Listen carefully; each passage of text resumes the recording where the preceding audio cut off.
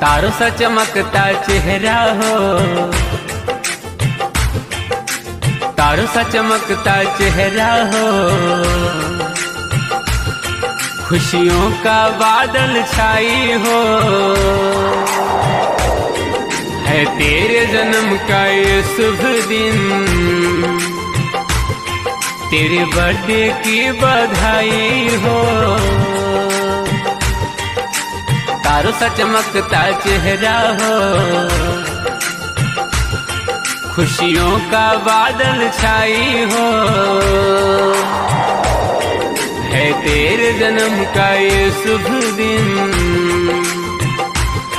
तेरे बर्थडे की बधाई हो।